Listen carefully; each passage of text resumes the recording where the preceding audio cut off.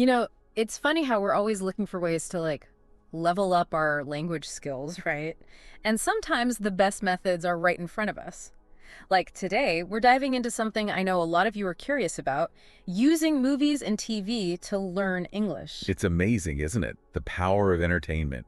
And it's not just some, anecdotal thing. There's actually some solid research behind this. Yeah, for sure. Like the Skill Up Center, they've done some really interesting work on this. Absolutely, yeah. Yeah. They highlight just how effective that kind of immersive approach can be. Okay, so let's break that down a bit. Immersive environment, right? It comes up a lot in the research. But what does that actually look like in our day-to-day lives? Well, think about it like this.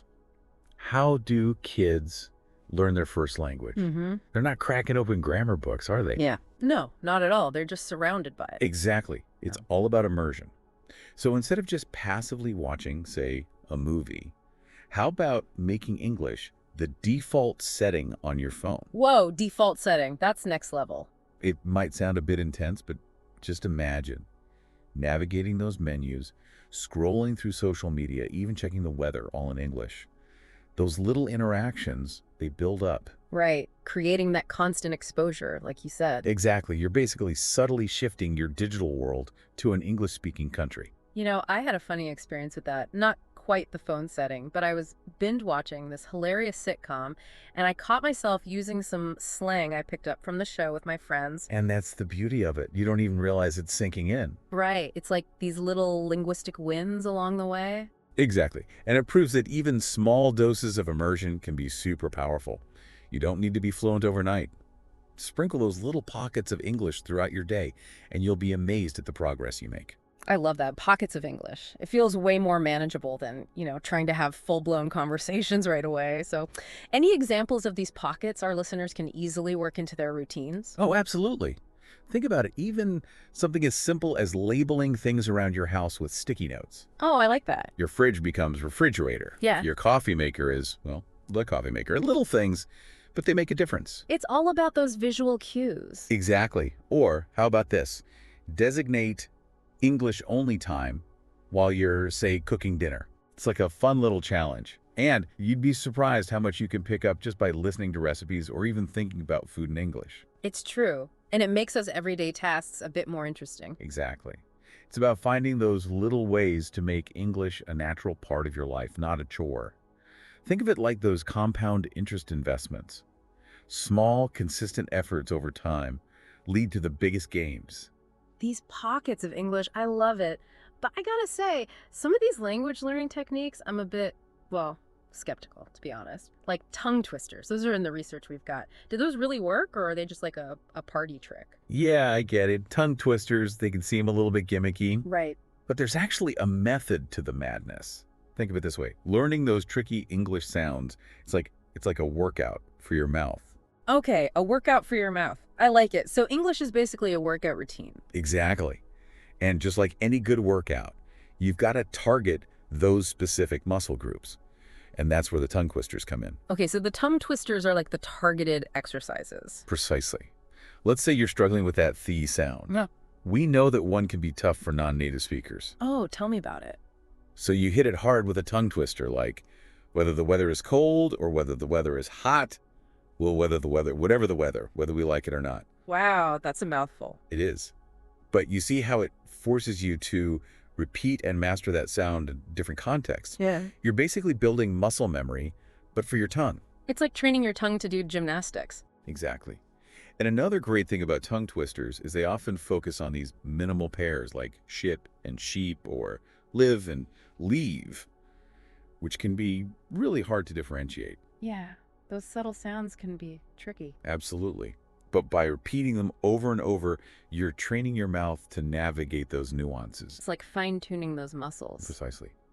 Now, moving beyond the technical stuff, one of the coolest things about learning a new language is, well, diving into the culture behind it.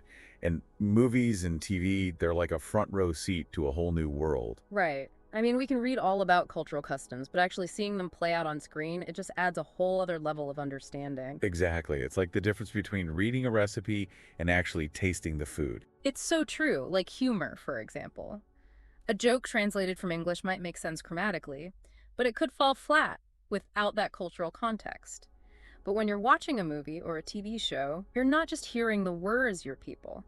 You're picking up on those subtle cues, the delivery, the facial expressions. It's all part of the package.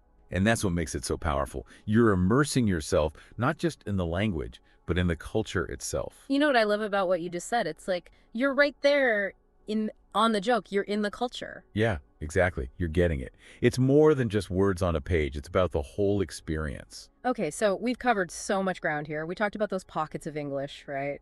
Getting that immersive experience, even in small doses. And then we dove into pronunciation with those tongue twisters. Like a workout for your tongue. Exactly, got to get that tongue in shape. But then it's not just about the technical stuff. We have to remember that culture plays a huge role. And using movies and TV to kind of like unravel those cultural nuances, it's amazing. It's so enriching, isn't it? It really is, but I can also see how it might feel overwhelming for someone who's just starting out. So for our listeners who are like, all right, I'm ready to try this, where do I begin? What are some actionable steps they can take right away? Well, let's talk subtitles for a sec. Right? Subtitles could actually be a great tool, especially when you're starting out. Okay, yeah, I can see that. Begin with subtitles in your native language. Yeah. Get a feel for the flow, the storyline. Hmm. Then, as you start to get more comfortable, make the switch to English subtitles. So kind of like a gradual immersion. Exactly. And then here's the real challenge. This is where the magic happens. Ditch the subtitles altogether. Go cold turkey. I like it. It's like leveling up in a language learning game. Level up. So what else have we got? What's another tip? How about this? The record and compare method. Okay, tell me more. It's super simple, but so effective. Pick a short scene from a movie or a TV show, maybe something you really enjoy, and record yourself speaking those lines right alongside the actors. So you're basically acting it out with them. Precisely. And then, here's the key, listen back. Compare your recording to the original. Oh, interesting. So you're really paying attention to the nuances. Exactly. How's your pronunciation? Your intonation? Your rhythm? You'd be amazed at what you can pick up just by listening, comparing. I bet. It's like having a personal pronunciation coach right in your living room.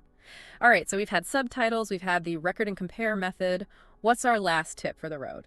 All right, this one's fun. Choose one show to be your cultural deep dive. Ooh, I like this, my cultural deep dive. This time, don't just focus on the main plot. Really pay attention to those little details. How do the characters greet each other? What kind of food are they eating? What kind of music is playing in the background? It's like taking a virtual trip to an English-speaking country and immersing yourself in those everyday moments. I love that, a cultural deep dive through TV. It's amazing how much we absorb just by being present, by really observing.